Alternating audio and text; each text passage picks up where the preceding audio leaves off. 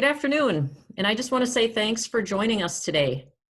I recognize that we're holding this on a Good Friday afternoon, and while it's not a holiday at BSU, some individuals may have scheduled vacation for this afternoon.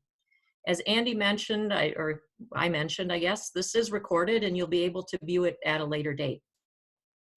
I know it feels like quite some time since we've come together as a campus here at Bemidji State. Over the past few weeks, you have been supported by those with whom you work most closely. And I want to thank your supervisors, HR, and our academic leadership for their ongoing efforts to keep you informed. For those of you with young children at home, I know this cannot be easy. For those of you who have older family members, I understand your concerns for their health and safety. And many of us are concerned about our adult children or even grandchildren and other family and friends across the country and across the world.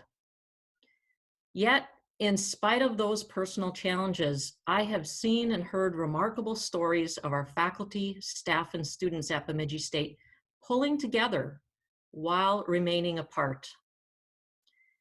Over the past few weeks, you've done an exceptional job of staying safe and healthy. As of today, Beltrami County still has only 5 lab-confirmed cases of COVID-19. We at BSU and NTC do not have any lab-confirmed cases amongst our employees and our students. And we are all taking the stay-at-home order from Governor Walz very seriously. I want to thank our emergency manager, Aaron Morrell, who continues to work with us and our local public health as we ensure our employee health and safety. Also, I want to acknowledge our HR staff for all they're doing to answer your questions and concerns about COVID leave. Since we last met, every member of our campus community and your colleagues at MTC have been working hard to prepare for what is our new normal. During this time, most of us have converted spaces in our homes into offices. Our faculty have moved courses online. Our students have moved out of their dorms, and student services have been provided remotely. During this time, we completed our HLC comprehensive visit at Northwest Technical College. This took a tremendous amount of time and energy last week leading up to the visit that concluded just on April 7th. And it involved all of your colleagues at NTC and also those here at BSU who provide services at NTC, along with our administrative team. The visit was conducted virtually, and I'm pleased to say it was very successful. Your NTC colleagues participated in record numbers via Zoom. And while this unprecedented circumstance will result in a fall validation visit, we can feel good about what we've accomplished. Also, during this time, our essential employees in our heating plant, residential life, campus safety, central receiving, and our general maintenance workers have continued to work on campus. They take care of our 66 students who remain on campus. They keep our campus safe, and they maintain our facilities as we all focus on our 2 priorities. I want to thank you for those who can work at home for continuing to do so that we can keep those who must work on campus safe. I also want to remind you of our 2 priorities. The first is to ensure the health, safety, well-being of our students, faculty, and staff. And the second is to ensure our students can complete their spring semesters. We all continue to focus on these 2 priorities while we turn our attention to what comes next after the spring semester ends. You can expect the spring semester to be completed fully online with no on-campus instruction. Today, we'll begin to describe what we can expect for summer session and even for our fall term. We acknowledge that we do not have all the answers. And when we do, sometimes the answers change an hour or 2 later. I just want to thank you for your understanding and patience. We're all fortunate to be employed here at BSU. Many of our friends and neighbors are not able to remain employed during the stay-at-home order. And I know you're all seeking ways to support others, and I applaud you for that. When it comes to our understanding of this virus, we all seek reliable sources, and we turn to inspiration from our leaders here and around the world. Queen Elizabeth, in her address to the United Kingdom, said, and I paraphrase, "This time we join with all nations across the globe in a common endeavor. We will succeed, and that success will belong to every one of us. While we may have more to endure, better days will return. We will be with our friends again. We will be with our families again. We will meet again." Our son is serving in the US Air Force in the UK, so Neil and I tend to pay a bit more attention to what is happening over there. Here in Minnesota, when he extended the stay-at-home order to May 4th, Governor Walz stated, "We cannot rest easy. This thing can explode overnight if we don't take the proper precautions." As we battle this virus, our guidance continues to come from the CDC, from the Minnesota Department of Health and our local public health, as well as from our Minnesota state system.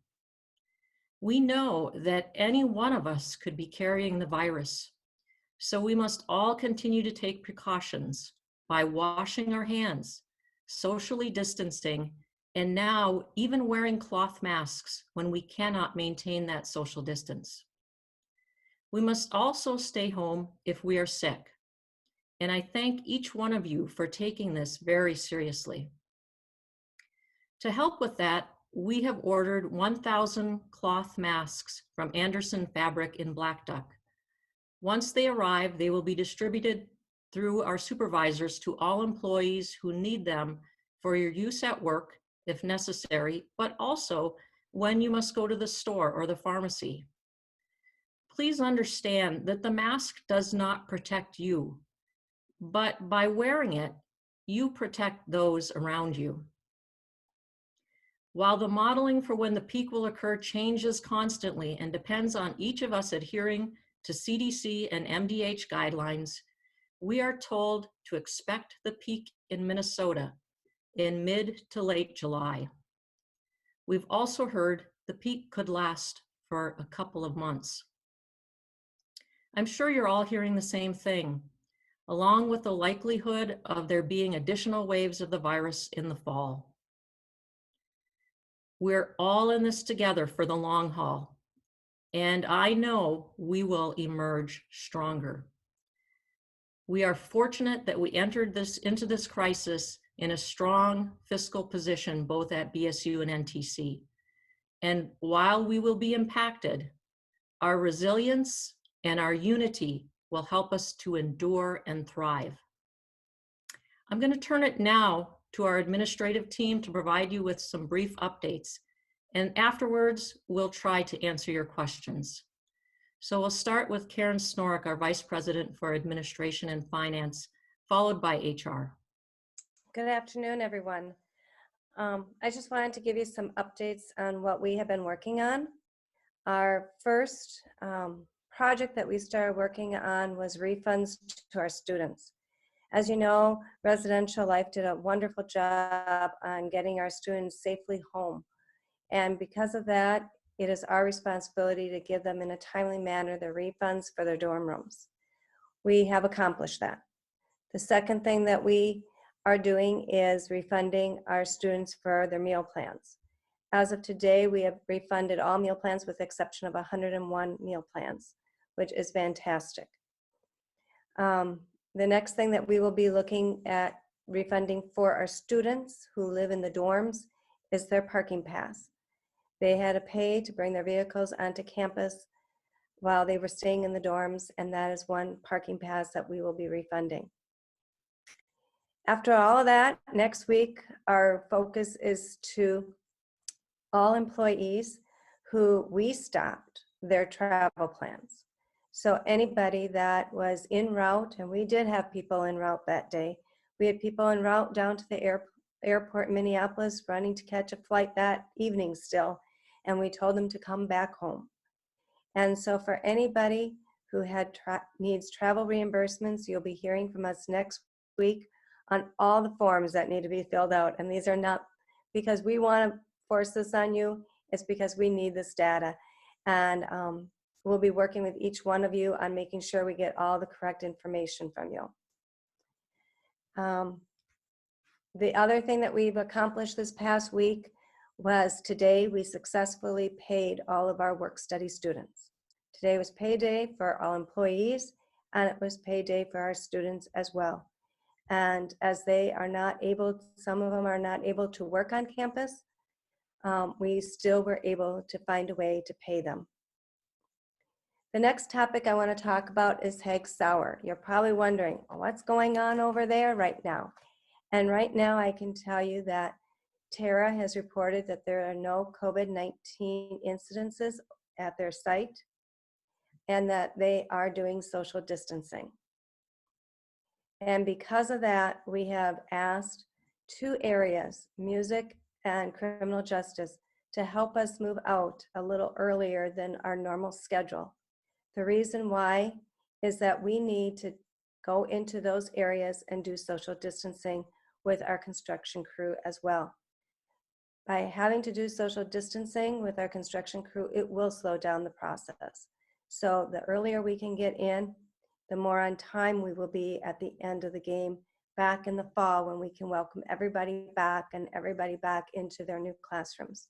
So thank you for all of those emails that we have received already from faculty in music and in criminal justice that have already told us they're packed, they're done, what can we do? Some of you are also offering to pack up other areas such as the lounges and the faculty lounges, and I thank you for doing that extra and going above and beyond just your offices. So thank you, and we hope that we can get you all back in on time by August 20th. Thank you. Thanks, Karen. I have just a couple quick updates from Human Resources. You've seen a lot of emails from us over the past few weeks. Happy that within the state of Minnesota, we quickly received information on paid COVID leave for all employees. So we've been working very closely with our supervisors and with individuals on campus who need different types of leave access. I will continue to say it. Please contact Carol Hess directly if you have questions. She is helping everybody work through. I think we're on version 3 of the policy. So it's definitely complex and very new to us as well. She's doing a great job though. We have many people who have already worked through her. So please continue to do so. We'd also thank all of you who are working with Carol Hess. You've been very patient and gracious to her and understanding that we're learning this along with you. Questions on that though can continue to come through and we'll keep you posted on any updates and changes to that. I've also been having regular meetings with our bargaining unit leadership pretty regularly, almost daily. They are doing a great job of keeping me in the loop as far as what they're seeing and hearing on campus, and I'll continue to do that. So long as they will continue to meet with me. I appreciate everything they've been giving myself and the leadership team. With that, I would also say we're all available within HR, but also the leadership team. Simply send us an email. We all want to hear what's going on. It's helpful for us to get that information from all of you. Two other things. So searches, I won't go through all of the searches we have going on, but I want to thank all of the search committee members for various searches. I know people have been moving forward. We have been making job offers. We are getting people into positions, which is very exciting to see during this time. We've done searches a little bit more creatively and gotten very good at Zoom. There are a couple leadership positions that I'm sure you're all wondering about, and we've been talking quite frequently on what we'll be doing next with these. We're really happy to report that our provost search is moving forward with a wonderful pool of candidates. I believe they're jumping right into the first set of interviews via Zoom. We also have a dean position that is going through, and I think they did some yesterday, some Monday, some of those initial interviews. So that is 2 of the positions in academic affairs. We do have a second dean position that is posted as well. We're watching that one for a diverse candidate pool, watching very closely. If we get to the end of that one and have some need to adjust, we certainly are looking at some internal options for filling that position as well. So those 3 key academic affairs positions, we do feel pretty confident that we'll have filled and ready to step into place for this next year. We do have the campus diversity officer position, which has been a difficult search for us. We've done some various recruiting methods, we've extended some timelines, and so we're really looking right now at whether we will continue that search or look at maybe some options for the next year so that we can redo the search at a later date. The good news is Deb has a lot of those plans in place for us, a great strategic plan. We have some awesome committees that help us as well. So we're making those decisions and should have a final answer on that search quickly. And then we also have, of course, the VP of Enrollment Management and Student Success. We've talked a lot about this position. This has been open since November. We've had a lot of helping hands over the last months to keep things going, and we know both enrollment as well as our student success is key for us right now. Alan has been having a lot of conversations with our admissions team, and we're looking at options for what our best way to meet our needs will be on the campus. At this point, we're looking at potentially pausing the search during this time, but looking to partner with some consulting firms that would really help us with our push for enrollment and retention. That's the searches. I think I hit them all. I'm sure there's other questions, but you can send me that if there are. And the last thing I just want to point out is throughout all of this, I've seen a lot of great support on campus, supporting each other, just different things that groups are doing. If you're having any difficulties or just want to connect, make sure that you have that resource. It's really important. And I'll also point out our employee assistance program. If you've never gone to the website, My Life Matters, it's a really great website. There's a lot of great articles, resources. It helps you to connect to various aspects, kind of all life related. So I'd encourage you to check that out as well. And I'll pass it off to Alan, I think. All right, thank you, Megan. I have got 3 business items here, ending with a sort of good news story. I want to start, though, by echoing what you heard from the president, the deep appreciation for the flexibility that you've shown and patience also with this difficult situation. I am stunned at the speed and proficiency that we've seen the transition in academic instruction to online. It's just amazing. And the most important indicator at my office level is the simple fact that I'm not hearing waves of student complaints and concerns. And what that tells me is that you're ushering them into this new way of being with great care, and that you're reaching out to those students and meeting their needs. Our advising success people are also carrying some water on that one and making AARs and things like that work. The engagement with students is extremely important, and you are doing a fabulous job, and I'm just very thankful to you for that. So 3 sort of informational pieces. These are all quite important. One is regarding the summer session. We do not currently have any in-person course sections planned for this summer, and we plan to keep it that way. The guidance we're receiving indicates that in-person instruction this summer is extremely unlikely.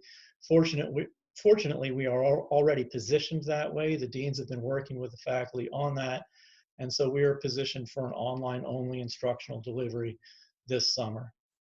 Regarding fall semester, things are a little trickier, and we've been discussing how to approach it, but this is the current plan. We have a set of courses already loaded into our schedule. As you all know, they have classrooms assigned for those that are in person. We've got schedules and all of that. We want to keep it exactly as it is as our default position. However, we also want to be ready for a start that does not allow in person. And so what I'm asking the deans to do and to work with our faculty on is to prepare for a start of the fall semester.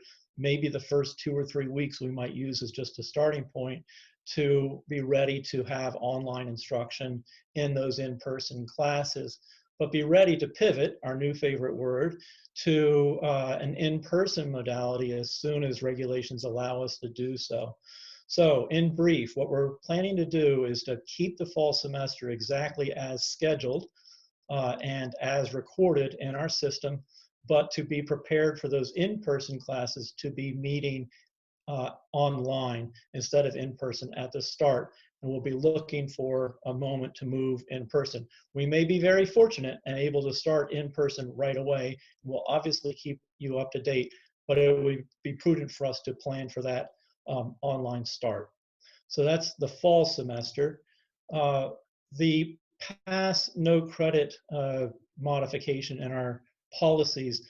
Again, I want to express really heartfelt appreciation to our working group and to Faculty Senate for developing this policy very rapidly with careful regard to other information we were receiving. We had to adapt right at the very end, as you know, going into Faculty Senate, but we do have a policy now that has been communicated to students. I think that policy has gone a long way in easing student concerns about grading. There are some questions about how that policy applies in detail, so I just wanted to hit a couple of those points. One is the policy is built from our pre-existing policy on pass no credit, which gives students the option in limited cases to apply a pass no credit grade instead of a letter grade. We've expanded that discretion both in time and in credits. So now students have that option in virtually all of their courses, the only restriction being that where we have an external requirement that does not allow the pass. I'll come back to that in just a moment.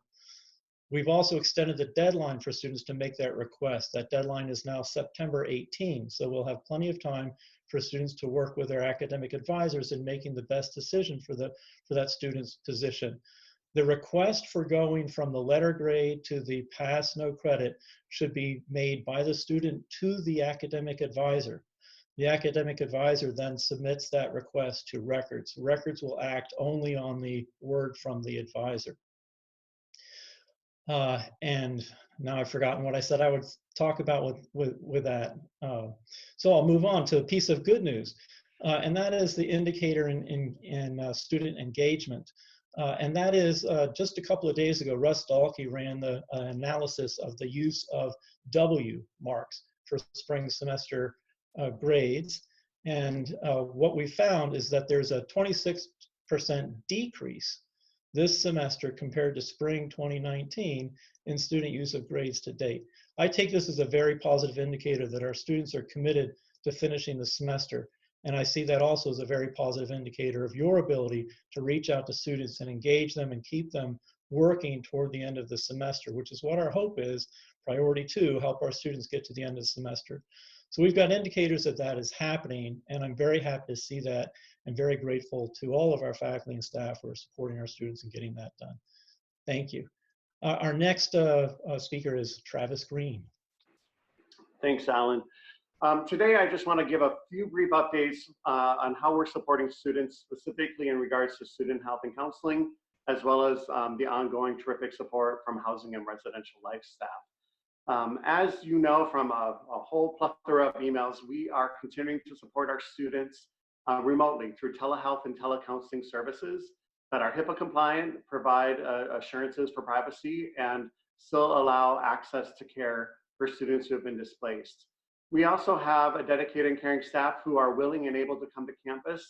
We have that set for Wednesdays, and those are by appointments only, and we certainly screen students so that if they're symptomatic of COVID or anything else, we'll refer them to local providers here at Sanford. So a great amount of thanks to our colleagues in student health and counseling for providing services. Please feel free to reach out to them if you ever want to consult or have a student of concern you'd like to discuss. The therapists and counselors have even created an online virtual support group. So Hannah and Amanda have done a great job of providing services to students remotely.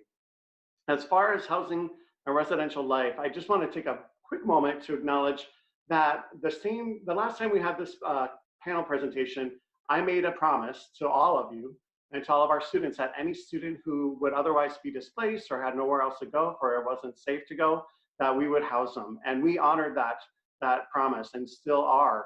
I know the communication later that day that talked about the residence house closing created some confusion, but we'll always have students on campus that need care and support who otherwise wouldn't have it. So right now we have less than 70 students currently on campus, and we anticipate housing an even smaller number during the summer term, even though it's looking like we'll be primarily online for summer. As far as fall of 2020, just as Alan acknowledged, we are going to follow the guidance of the Centers for Disease Control, the Department of Health, Governor Walz, and the system office. And in an abundance of caution, we're imagining what an orientation and movement might look like in person or virtually. But we anticipate that we very well could be opening the residence halls on time, but it might look a little bit differently. So Randy and his team, all the way from the GMWs who are making sure the residence halls are safe and clean and kept, to the hall directors and the housing coordinators and the student workers, they've been working really hard to think creatively. And right now we're working on a plan to house students in our residence halls, but one per room. So there wouldn't be 2 people per room. But a definitive answer as far as will we house students right away when classes start will really dictate based on the conditions on the ground. We are optimistic, but we're always planning for contingencies. So those are the 2 updates that I have. Happy to answer questions later in the Q&A section. And I think at this point, I'm turning it over to Andy. Yeah, thanks, Travis. And I just have one quick update. The system office earlier this week started working on a social media focused anti-stigma campaign. We have heard through some anecdotal evidence and some reports here from members of our community that students and others who may appear to be Asian in origin are experiencing some bias incidents as a result of the perceived origins of coronavirus. You may have seen that over this past weekend, Governor Walz and the Lieutenant Governor started a hotline at the state level for people to report bias incidents. So this is something that is spreading, unfortunately. So the system office, and we're going to participate in this here at both BSU and NTC as well, has started a social media focused anti-stigma campaign that is focused around the message of the coronavirus does not discriminate and neither will we. So between us and the system, we are retweeting each other's messages, we're creating our own posts, we're sharing positive things. A little bit later this afternoon, we'll be sending out our campus's anti-stigma statement that will have information on how all of you, either through your personal social media or through the channels that you may manage for offices or programs here at BSU, can participate in this campaign as well. There are a couple of hashtags that the system office is using. They're sourcing their original posts from a particular Twitter account that's run by a diversity office at Minnesota State. So this is an important thing. We want to be sure that while we're all working to keep ourselves safe from the virus, that on some levels we're working to keep ourselves safe from each other as well, and make sure that these incidents of bias aren't taking place in our community. And if they do happen, that we can feel empowered to put a stop to them. So look for that later today. That's all that I've got. I am the last person that was on the panelists who was scheduled to speak. So at this point, we'll open it up to the Q&A. And I know that some of the things have been answered in text already, but we'll go ahead and open this up to the questions that have come in. 2 of them are related, so I'm going to lump them together. One is what staff and faculty can expect in terms of refunds for outstanding balances on meal plans, and then a question about receiving prorated refunds for parking. I can answer both of those questions for you, Andy. Okay. The first question on the meal plans is that we are getting that file from Earmark, and once we have that file from Earmark, then we will be processing it. So that should be within the next week or 2. The second one, parking refund, right now for employees, that is still right now under consideration. However, keep in mind that we would have a lot of tax implications with that as well, because many people do pre-tax. So we have a lot to look into before any firm decision could be made on that. We will keep you posted. Okay, so there are two other questions in the queue about how the fall plan affects course enrollment numbers.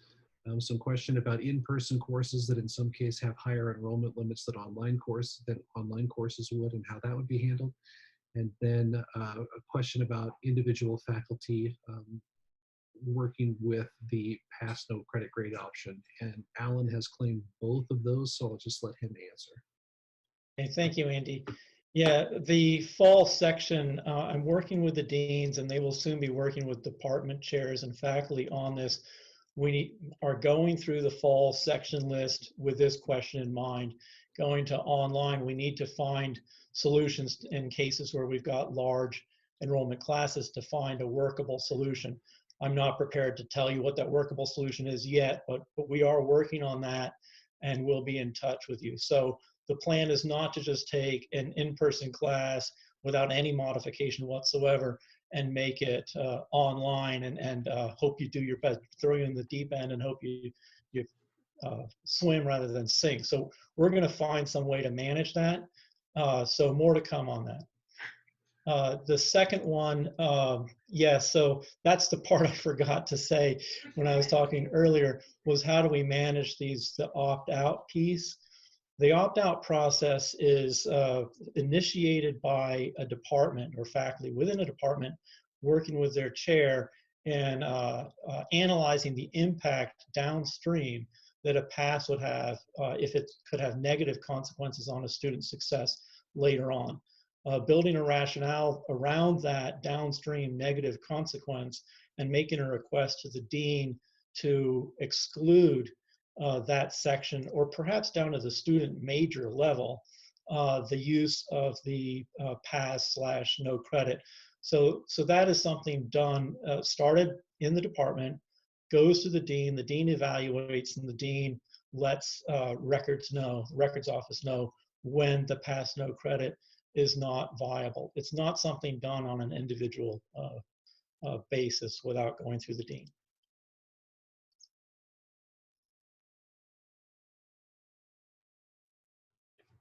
Thanks, Alan. We've got one more question in the Q&A that Sherry has claimed, and that is, should we be going to school to bring our work laptops home to use along with our monitors? So, Sherry? Yeah, I can certainly take that one.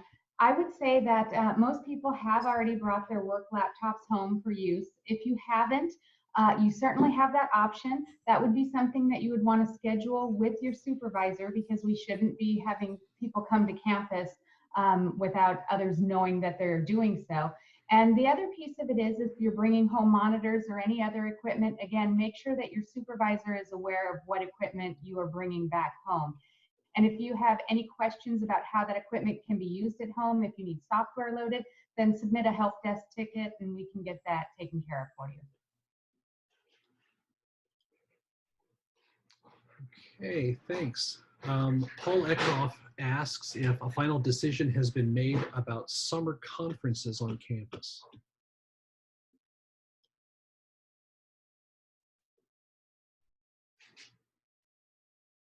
I will start, but I will refer to my colleagues who might have more information. I know I've spoken to my colleagues, specifically Randy and Nina, for their areas with Res Halls and with Hobson, that it's looking highly unlikely that we'll have a robust on-campus in-person summer conference experience. Some camps have indicated that due to COVID, they are going to cancel or postpone. But the system office is, I'm going to turn over to my colleagues so I don't misspeak, but my understanding is that we can have a virtual or online presence. We're encouraged to do so. And anything with large gatherings probably might violate the social distancing requirements. And so it may depend. So I'll turn over to President Hensrud. Yeah, and I'd just like to add that, you know, the information that we have right now on the modeling as to when the peak may occur here in Minnesota, it puts us in mid to late July. And so thinking about that and thinking about the fact that that peak is going to last a while, and we're also hearing, you know, it could be a couple of months. That's the factor. We don't know exactly how those models are going to play out right now, because we're socially distancing. we're slowing the spread, which is what we want, so that we're not overwhelming our health systems, but we're also prolonging when people occur, and the people occur then at a much lower level than what we're seeing in other where it's just shooting straight up. So we want that to happen, but that will impact what we can do in the summer. And it could impact it from the perspective of social distancing, I would say is to be expected. So we've asked, and I know from our athletic camps and the like, and music camps, some of those groups have already made those decisions. Others are still saying, okay, how could we do this differently? What kind of virtual environment could we create that would allow us to do something? So we're actually asking everybody who has a camp or a conference scheduled to start thinking about it and really seriously considering, how would you do this differently? Is it possible, or do you need to cancel it?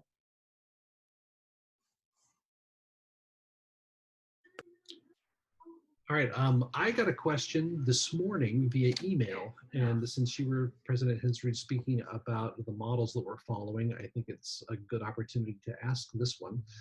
This question says that the University of Washington has a well-respected and well-known health data modeling center, and that center is predicting that Minnesota's peak is going to hit this month. And that is a model that is being followed by many members of the faculty. So there's a question about where the system's peak of July comes from and why is it to be trusted? So it's not the systems modeling that we're talking about. It's the state of Minnesota, and it's the state of Minnesota, and it's also just about a week or so ago we had a conversation with Sanford Health here in Bemidji, and they were saying virtually the same thing. 4th of July to mid-July is what they were saying. And I know when I've listened to the governor in his press briefings, he's asked the same types of questions, and he acknowledges that some of the modeling that's been developed is based on different circumstances that are happening in different states. So nothing is 100% foolproof. We have to follow the state guidelines. So what the Minnesota Department of Health says, that's what we follow, and we don't have a choice on that. And they're working also on CDC guidelines, and the CDC guidelines may say that there are different parts of the country that can relax things at different times. And we have to follow the state. We have no choice.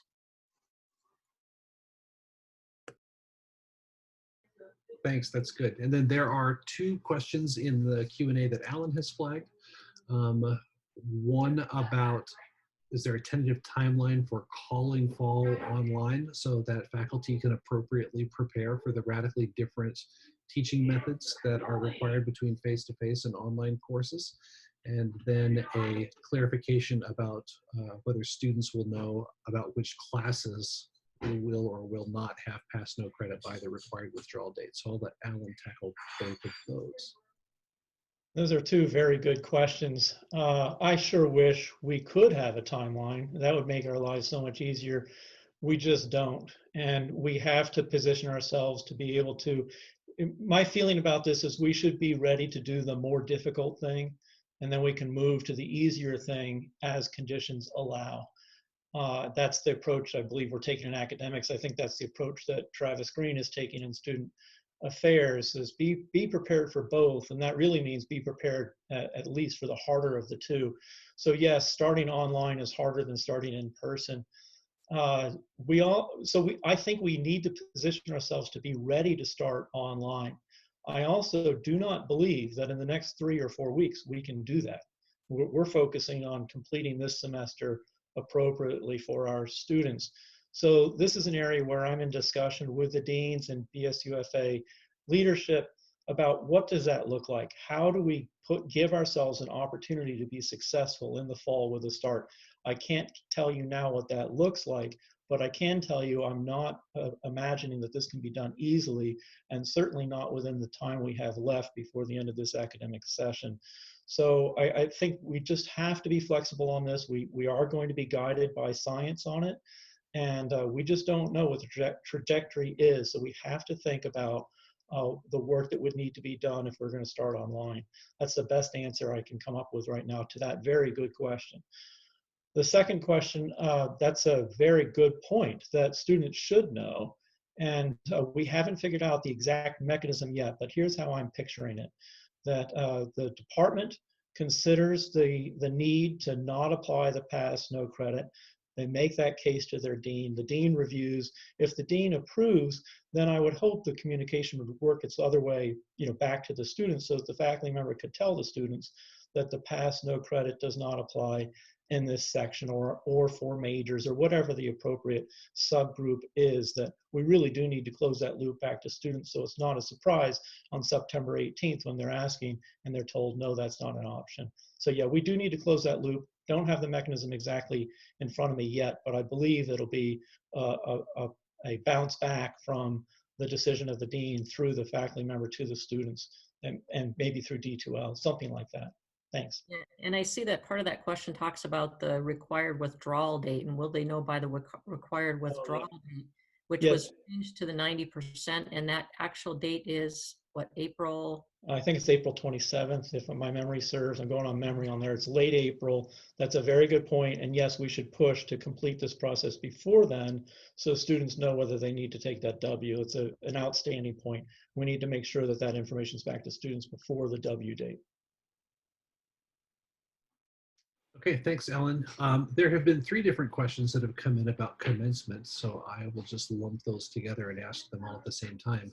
There's just questions about what conversations we're having about a future for commencement and what that might look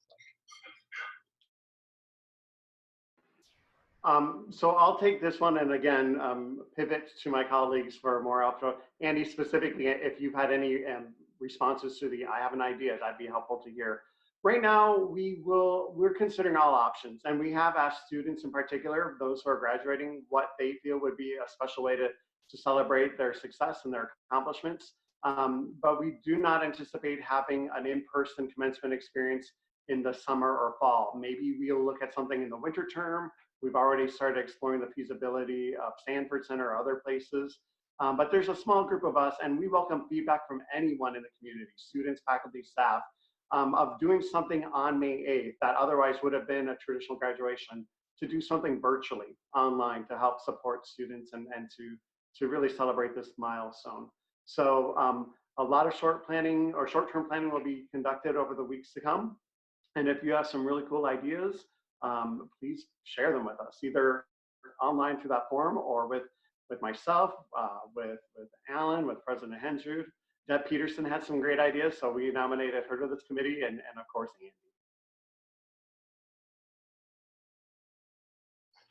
Andy. Okay, thanks, Travis.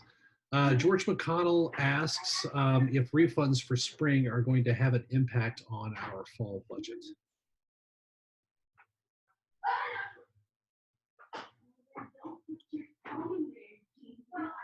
Well, everything and anything can have an impact on fall budgets.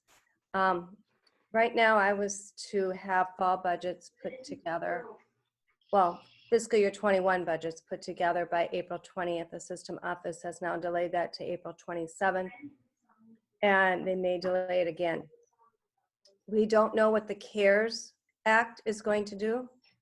We do know the dollar estimate that may be coming to BSU, but we don't know how yet we are going to be able to use the CARES dollars.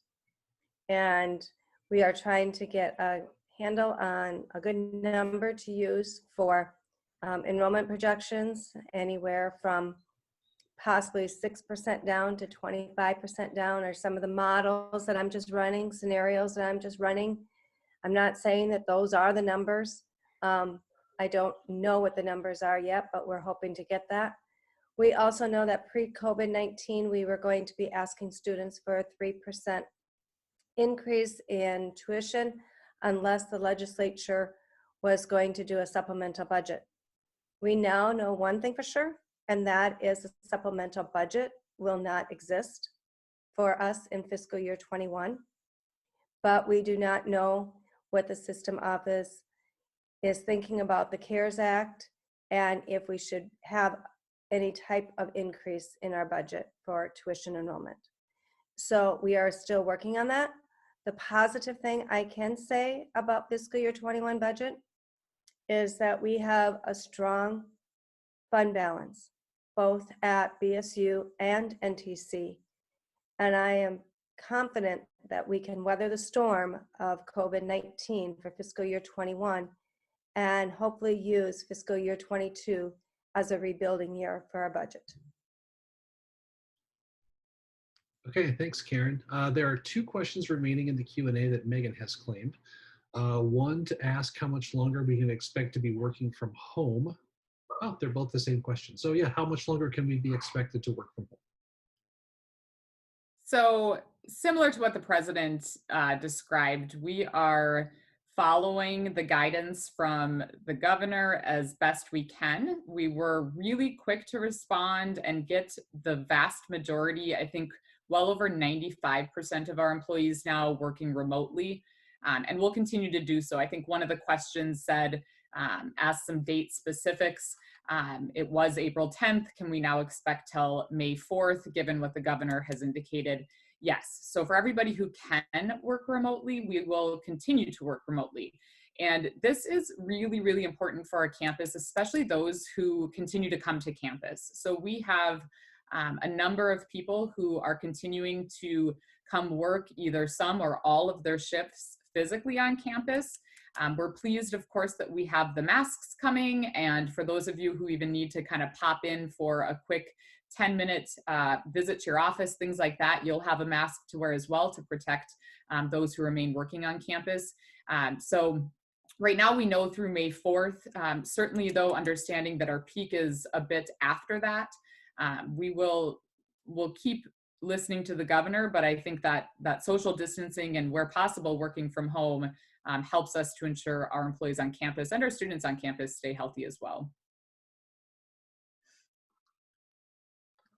Okay, thanks, Megan. That's all the questions that we have in the Q&A for now, but I wanted to, you might need to scroll up a little bit to see this, but I wanted to point out, especially to faculty, that Beth Jensen shared some information in chat about D2L course shells, so you might want to take a look at that. We do have about 10 minutes left if anyone else has more questions they want to submit to us. So, and I'd just like to add to what Megan just shared. So just in our most recent Thursday evening phone call with the system office, one of the things that, of course, they suggested that we start considering is what does life look like after the 4th of May, assuming that the governor lifts the stay-at-home order.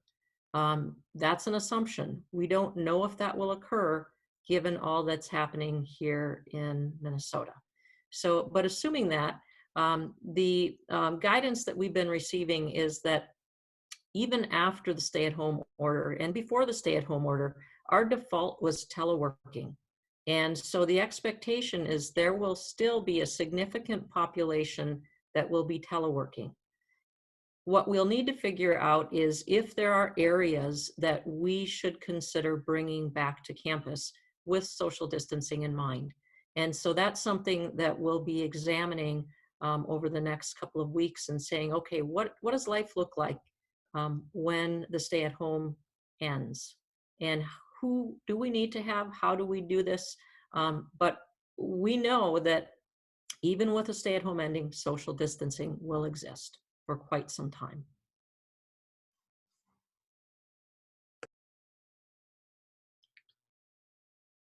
Okay, thank you. I don't see any other questions coming in.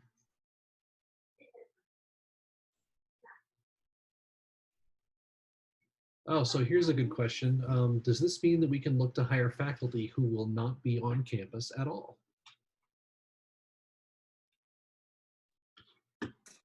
So if we're talking about particular ongoing searches, we are still moving forward with those. We have a number of probationary searches, and if we do come back in the fall and we are delivering courses in an alternate way or online, it may be the case for a period of time that they won't be on campus. Anything that is specific to the ongoing and long-term status of their employment and whether that includes on campus or not, that would certainly be for the deans and for Alan, department chairs, to discuss. But we are moving forward with particular hires that can do telework as needed.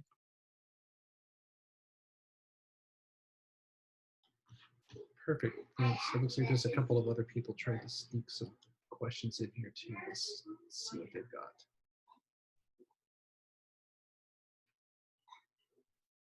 got. A question about whether travel funds will roll over to fiscal 21 for things that have been canceled. It depends upon what you're calling travel funds. If you're referring to, especially for faculty, if you're referring to IFO professional travel that you receive, yes, those dollars will be replenished into your account. Again, pending what comes as the outcome of any airline tickets that you might have an e-ticket on that you could use for your next trip, or if you're going to a conference that might have been canceled and you have already received a refund to use for your next trip already.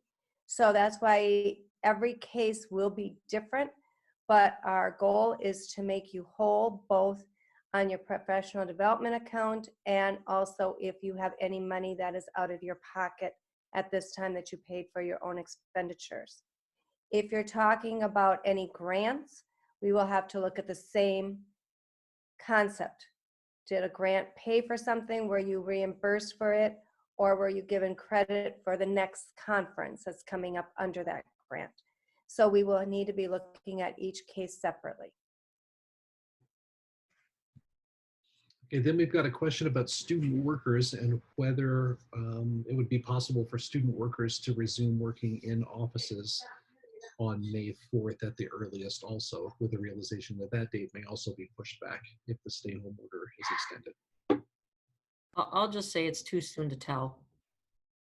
I mean, we're not even sure about our full-time faculty and staff when we can return. So I would say we've got a lot of work to do, a lot of thinking to do as to how that occurs and when it occurs. Okay, thanks. Then will the pass no pass option, what will faculty need to do to work with students to make sure they meet GPA requirements for their programs if students choose that option? And Alan's not here to answer that. He had to go to another meeting. So is there anyone here who would want to take that? I think we'll just take those questions that come in regarding academics and we'll have Alan respond to those a little bit later. Okay.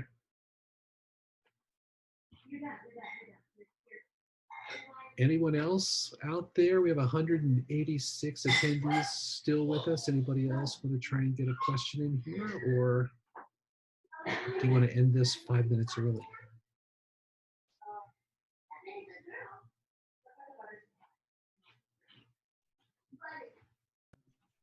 I just want to say that you're all asking some really good questions here. And as I said in the beginning, we don't have all the answers.